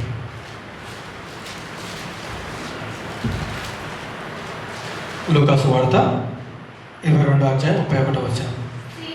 సీమోను, ఇదిగో సాతాను మిమ్మల్ని పట్టి గోధుమల వలె జల్లించుటకు మిమ్మల్ని. ఒక్క నిమిషం చూడండి. యేసుక్రీస్తు ప్రభు పేతురుతో అంటున్నాడు, సీమోను, సాతాను మిమ్మల్ని పట్టి గోధుమల వలె జల్లించుటకు కదాక జల్లించుటకు మిమ్మల్ని కోరాను. అయితే నెక్స్ట్ దాకా నీ నమ్మిక తప్పిపోకుండానట్లు నేను నీ కొరకు వేడుకొంటిని. నీ మనసు తిరిగిన తర్వాత నీ సహోదరులను. చూడండి, ఇక్కడ సాతాను ఏం చేస్తుందంట, శిష్యులను ఎప్పుడు దొరుకుతారా, ఎక్కడ దొరుకుతారా అనేసి వాడు చాలాసార్లు ప్రయత్నము చేశాడు. పేతురు కూడా అవకాశము ఇచ్చాడు. కానీ దేవుడు అక్కడ ఏం చేస్తున్నాడంట, సెకండ్ లైన్ చదవాలి. సెకండ్ లైన్, నీ నమ్మిక చూడండి, ఇక్కడ మన నమ్మకము. అక్కడ పేతురు అవకాశం ఇచ్చాడు ఎవరికి, సాతానుకు. అయితే దేవుడు ప్రార్థన చేశాడు పేతురు విషయమై. దేవుడు ప్రార్థన చేయకపోతే పేతురు పని అయిపోయేది. గోధుమల వల్ల జల్లడించడం అంటే సాతాను. దేవుడు సాక్ష్యం ఇస్తా ఉన్నాడు. బహుశా పేతురు కూడా ఆ విషయం ఉండకపోవచ్చు. దేవుడు అంటున్నాడు, యేసుపడ్డాడు పేతురుతో, నేను సాతాను పట్టి జాలించడానికి అవకాశం ఉండే, కానీ నేను ఇన్వాల్వ్ అయ్యాను. నేను అక్కడ ఇన్వాల్వ్ అయ్యాను. కాబట్టి నీ మనసు వేడుకొంటిని. నీ మనసు తిరిగిన తర్వాత. సో ఇక్కడ అంటే ఎక్కడ పేతురు ఏమి ఇచ్చాడు, అవకాశము ఇచ్చాడు. కాబట్టి దేవుడు నీ మనసులో ఏం చేసుకో, నిలుపుకో, భద్రంగా వేయదని కాపాడుకో. అవకాశం ఇచ్చామంటే వాడు ఆడేస్తాడు, ఫుట్బాల్ ఆడేస్తాడు వాడు. మనకున్న శ్రమలు కావచ్చు, మనకున్న కష్టాలు కావచ్చు, ఆర్థిక ఇబ్బందులు కావచ్చు, మనతో మనమైతే ఏం చేయలేము కదా. చేస్తామా? దేవుడి సహాయం మనం అడుక్కుని ముందుకు వెళ్తే దేవుడు ఆలోచన ఇస్తాడు. కుటుంబ సమస్యలు కావచ్చు. వాడు ఎప్పుడు గలిబిలికే వాడి ప్రయత్నం అంతా గలిబిలి ఆగం జగన్నాథం, అదే అని పని. మరి వాడు అంతగా ప్రయత్నిస్తున్నప్పుడు మనం ఒక్కరికి నేను ఒక్కరి యుద్ధం చేయలేను కదా. వాడికి ఈజీ ప్రాబ్లం ఇష్యూ పెట్టడం వాడికి ఈజీ. నా తల్లిని కానీ అక్కని కానీ ఎక్కడో చోట ఇబ్బంది పెట్టేస్తే ఇంట్లో ఇష్యూ అయిపోతుంది, ప్రాబ్లం క్రియేట్ చేస్తాడు. నేను వాడు ఏమి చేయలేదు, ఎందుకంటే వాడు నాకు కనపడాడు, వాడు జయించలేదు. నాతో నేను వాడు ఏమి జయించలేదు. కానీ ప్రార్థన చేస్తూ దేవుని సహాయం వేడుకుంటే దేవుడు కార్యము చేస్తాడు. నీ ఎదుట మనం ఏమి చేయలేం, వారి మనంతా మనము ఏం చేయలేం. అర్థమవుతుందా? చివరి మాట చూసుకొని మనం ముగించుకుందాము. రోమా 16:20. రోమా 16:20. వారి మనంతా మనము ఏమి కూడా చేయలేము. రోమా 16. సమాధానకర్తయగు దేవుడు సాతానును మీ కాళ్ళ క్రింద శీఘ్రముగా చితక. చూడండి, మనతో మనం ఏం చేయలేము, కానీ దేవుడి సహాయం మనకుంటే. 16:20 నేను చదువుతున్నాను. సమాధానకర్తయగు దేవుడు సాతానును మీ కాళ్ళ క్రింద శీఘ్రముగా చితక త్రొక్కించును. మనము అంటే సమస్య కానీ శోధన కానీ ఇవన్నీ కూడా సాతాను పెట్టేటివే కదా. ఇంకో యాంగిల్ చూడుతుంది. సమస్య ఎక్కడితో వస్తుంది, సాతాను పెడుతున్నాడు. అలాగే ఎక్కడితో వస్తుంది, ఇంట్లో అసమానం ఎక్కడ నుంచి వస్తుంది? వాడు తీసుకొచ్చి పెడుతున్నాడు. మనం ఏమీ చేయలేము. వాడు అంటే భార్యని ఇబ్బంది పెడతాడు, భర్తని ఇబ్బంది పెడతాడు, తల్లిని ఇబ్బంది పెడతాడు. ప్రాబ్లం ఎక్కడ వచ్చిన పుల్లగిరి అంటి పెడతాడు. దాన్ని మనం ఆర్పలేము. కానీ దేవుడు అంటున్నాడు, సమాధానకర్తయగు దేవుడు సాతాను మీ కాళ్ళ కింద శీఘ్రముగా చితగా త్రొక్కించును. ఎప్పుడు? మనం ఆయన పక్కన ఉంటే, మనం ఆయనతో ఉంటే, ఆయనతో మనం సావాసం చేస్తే, ప్రార్థన చేస్తే, వాక్యం చదివితే, సంఘంలో మనం సావాసంలో కలిసి ఉంటే మనం ఆయన ఏం చేయగలమంటే జయించగలుగుతాము. మనం ఏం చేయలేము కదా వాని అయితే. కానీ దేవుడు అంటున్నాడు, మీతోనే నేను మనం ఏం చేస్తాను, మీ కాళ్ళ కింద త్రొక్కిస్తా అంటున్నాడు. దేవుడు అందుకే లోకముని ఎంత ఆయన ప్రేమించాడు. ఎంతో ప్రేమించమన్నాను దేవుడు. నువ్వు నా పక్కన ఉండు బిడ్డ, వాని నా కాళ్ళ క్రింద కాదు, నీ కాళ్ళ క్రింద నీ కాళ్ళతో నేను చేస్తాను, తొక్కి పదరానికి తొక్కేస్తా అంటాడు దేవుడు. మనమేమో లేదు ప్రభావానికి తొక్కి అంటున్నాం. అర్థమవుతుందా? మనకి ఎంత దేవుడు ఎంత ప్రియారిటీ ఇస్తున్నాడు, ఎంత ప్రాధాన్యత ఇస్తున్నాడు. మనము అన్న అయిపోయినాక ఆయనకి ఇస్తాం. సమస్య వచ్చిందా, తెలుగువారు పొరుగువారు బంధువులు మిత్రులు అందరూ అయిపోయినాక అప్పుడు దేవుని వద్దకు పోతాం. కానీ దేవుడేమో అవన్నీ కాదు, నువ్వే నాకు ఫస్ట్. ఎంత మనం ధన్యులం కదా. సాతాను మనం జయించలేము, కానీ దేవుడు మన పక్కన ఉంటే మన కాళ్ళ కింద ఆయన చేస్తాడు దేవుడు శీఘ్రముగా నిజముగా త్రొక్కేస్తాడు దేవుడు వారిని. ఆయన ఒక మనతో ఆయన చేస్తాడు, త్రొక్కిస్తాడు. అందుకంటే భయపడకము, దిగులు పడకము, జడియకము, నేను నీకేమై ఉన్నాను, తోడై ఉన్నాను. హృదయంలో మీరు ఏం చేయకండి, కలవర పడనీయకండి. నా యందు విశ్వాసం ఉంచండి. నా యందు విశ్వాసం ఉంచేవాడు చనిపోయినను బ్రతుకును, బ్రతికి నా యందు విశ్వాసం ఉంచేవాడు ఎన్నటికీ చనిపోడు. హల్లెలూయా, హల్లెలూయా. ఇప్పుడు చివరి మాట, సాతాను అపవాదం మిమ్మల్ని ఎలా టార్గెట్ చేసి చెప్పాలా? మిమ్మల్ని ఎలా టార్గెట్ చేస్తాడు? మిమ్మల్ని ఎలా టార్గెట్ చేస్తాడంటే, ఇది చెప్పి నేను ముగిస్తాను. నేను స్ట్రాంగ్గా ఉన్నాను దేవుళ్ళు అనుకుందాం, అంటే ప్రస్తుతానికి అనుకుందాం, తర్వాత నేను ఫిక్స్ అయిపోతాను. అదే నేను దేవుళ్ళు స్ట్రాంగ్గా ఉన్నాను. మరి నన్ను టచ్ చేయగలుగుతాడా? టచ్ చేయలేడు.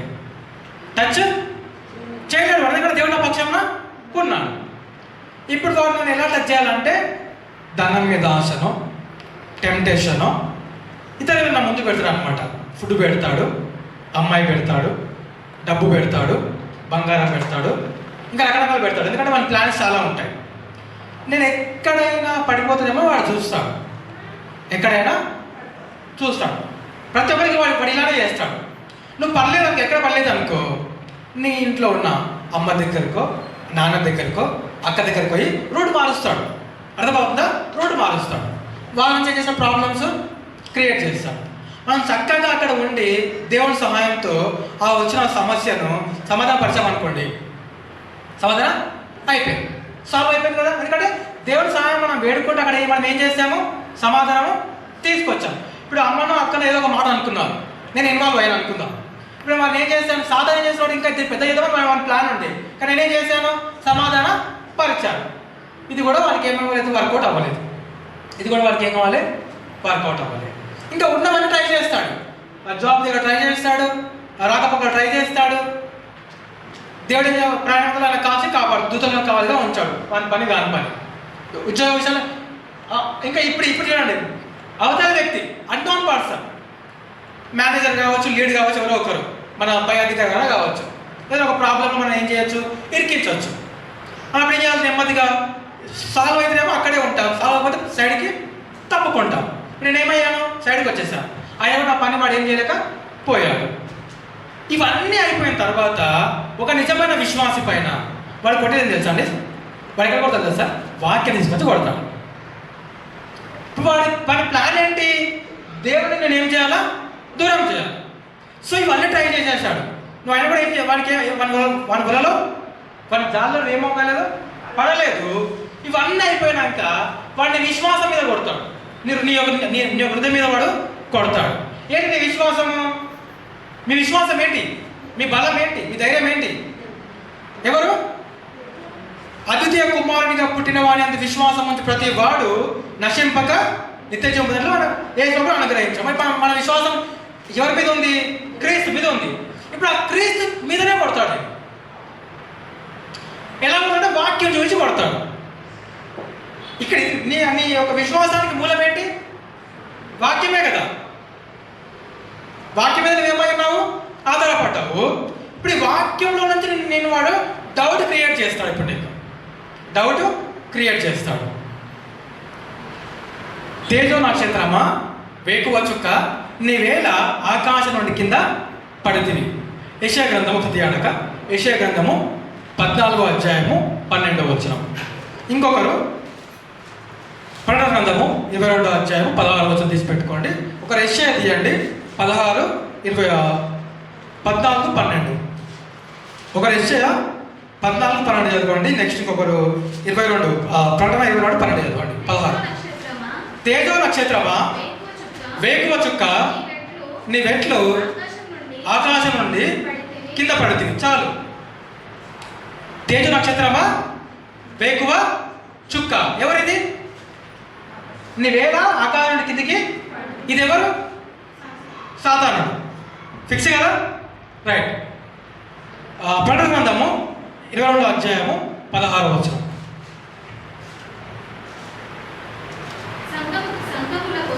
సంఘముల కోసము ఈ సంగతులను గురించి మీకు సాక్ష్యం ఇచ్చుటకు యేసు అను నేను నా దూతను పంపి ఉన్నాను. నేను దావీదు వేరు చిగురును సంతానమును ప్రకాశమానమైన వేకువ. ఇక్కడ వేకువ చుక్కను అండర్లైన్ చేసుకోండి. ఇందాక మనం చదువుకున్నాం కదా, యెషయా గ్రంథం 14వ అధ్యాయంలో. అక్కడేముందాక తేజ నక్షత్రమా, వేకువ. అక్కడ వేకువ చుక్క ఉందాక చెప్పాలి మీరు. వేకువ చుక్క ఉంది. ఇక్కడేముంది? ఇప్పుడు మనం లాస్ట్ టైం చూసుకున్నాం, అబద్ధ బోధకుల గురించి మనం చూసుకున్నాం. ఏమైనా గుర్తుందా? ఒకటి, నేను 4 చెప్పాను. ఒకటి ఏమైనా గుర్తుందా అబద్ధ బోధకుల గురించి? మరియా మందసం. అక్కడ దావీదు డ్యాన్స్ చేస్తున్నాడని, నాట్యం చేస్తున్నాడు అనేసి, ఇక్కడ యోగాను గంతులు వేస్తున్నాడు అనేసి మరియను మందసం చేస్తాడు. ఆయన పెద్ద మనిషి. మరియను మందసం చేస్తాడు. మిమ్మల్ని ఎలా బోధపడిస్తారంటే వినండి. అక్కడ వేకువ చుక్క ఉంది, ఇక్కడ వేకువ చుక్క ఉంది. సాతాను ఎవరో కాదు, యేసు ప్రభు అంటారు. అర్థమవుతుందా మాట మీకు? అక్కడేముంది? వేకువ చుక్క ఉంది. అదెవరు? అపవాది. ఇక్కడేముంది? వేకువ చుక్క ఉంది. ఇక్కడెవరు? ఈయనెవరు? యేసుక్రీస్తు ప్రభు స్వయంగా మాట్లాడుతూ ఉన్నాడు. ఇప్పుడు నేను చెప్తాను మీకు. మీరు నమ్ముతుంది కరెక్ట్ కాదు, మీ విశ్వాసము తప్పు.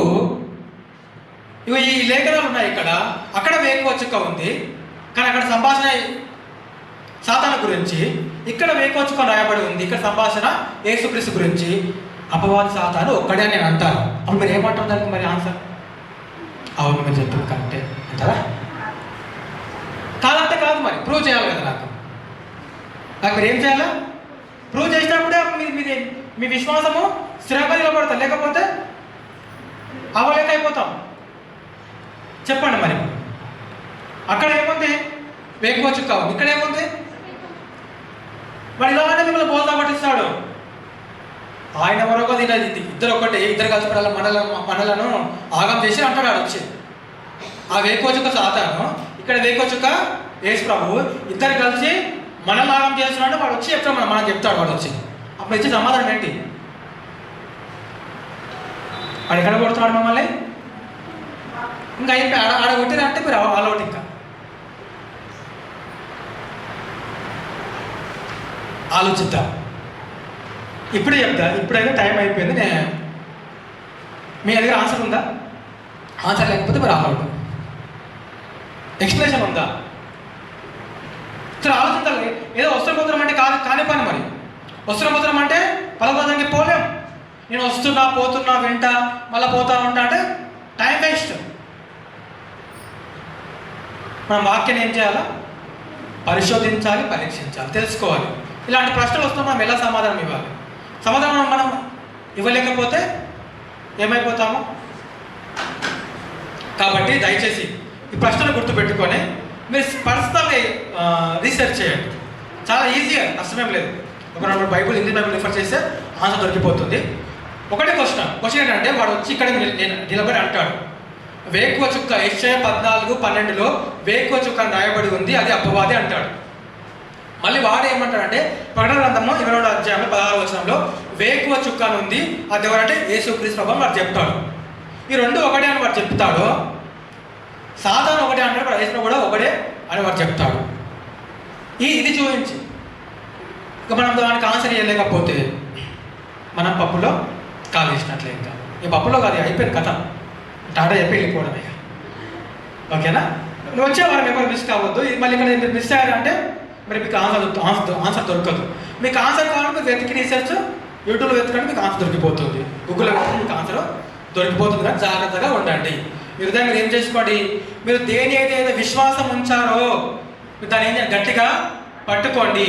మిమ్మల్ని ఎవరు కూడా మోసపరచకుండా మత్తయి సువార్త 24:4 ఎవరు మీరు యొక్క హృదయాలను మోసపరచకుండా చూసుకోండి. అనేకులు నా పేరిట వచ్చి మిమ్మల్ని మోసపరుస్తారు. మీరు దాన్ని ఎవరు కూడా మోసపరచకుండా చూసుకోండి. జాగ్రత్తగా ఉండండి. ఇది మనం మోసపోయామా? చాలా మనకు తెలిసిన విషయాలు మోసపోయి చాలామంది బాధపడుతూ ఉన్నారు. ప్రతి ఒక్కరి ఏదో ఒక విషయంలో మనం ఏం చేయాం, మోసపోయిన వారమే. కానీ ఈ విషయంలో మాత్రం మనం మోసపోతే ఇంకా మనకు నిత్య జీవము లేదు. ఎవరి విధాలు మోసపడియకుండా జాగ్రత్తగా వాటిని చూసుకోండి. దేవుడి వాక్యాన్ని దీవించి ఆశించంగా వచ్చే వారం మనము వీలైతే ఫిదబ్రాక్ ఆన్సర్ చెప్తుంది, దానికి ఆన్సర్ చెప్తుంది. ఇంకెవరైనా ప్రవళిక ఆయన అక్కడ సరే క్వశ్చన్ గుర్తుకుంది కదా. అక్కడ వేకువ చుక్క, ఇక్కడ వేకువ చుక్క, అక్కడ సాతాను, ఇక్కడ యేసు ప్రభువు. వచ్చిన వాడిగా ఒకడే అంటున్నాడు. దానికి మనం ఆన్సర్ ఇద్దాం వచ్చేవారు. దేవుడి మాటలను దీవించి ఆశీర్వదించాలి. చెప్పడం ప్రార్థన చేద్దాం. దయగల మా తండ్రి, ప్రేమగల మా ప్రభువ, జీవములైన జీవాధిపతి, ఈ బంగారు పాదములకు నాయన, అపరంజ పాదాలకు వందనాలు, స్తోత్రాలు తండ్రి. ఇంతవరకు మాకు తోడుగా ఉండి మరి ప్రార్థనలోనూ వాక్యములోనూ ఆయా ప్రతి నిమిషం మీరు తోడు సహాయం దయచేశారు. అది బట్టి వందనాలు తండ్రి. ఏదైనా కాని మాట పలికి ఉంటే దయచేసి నన్ను క్షమించండి. శుద్ధహృదయం ప్రభు ఎలా తరగతి దీని మనసు నాకు దయచేయమని, మీ కృపణ మీరు సహాయం దయచేయమని ప్రభావ విన్న వాక్యం ప్రభావ హృదయమైన పదవి రాసుకుంటూ మాకు తెలుగు కాచుకొని భద్రపరుచుకునే విధంగా మీ కృపణ మీ సహాయం దయచేయమని, ఎవడు కూడా తండ్రి మా హృదయాలను మోసపరచకోకుండా మేము జాగ్రత్తగా చూసుకుంటూ మీ కృపణ మీ సహాయం మాకు దయచేయమని, ముందున కార్యక్రమం మీరు తోడుగా ఉండమని, కృపణ సహాయం దయచేయమని యేసుక్రీస్తు నామములో ప్రార్థించి మిక్కిలి వినయంతో పెట్టుకున్నాను పరమ తండ్రి. ఆమేన్.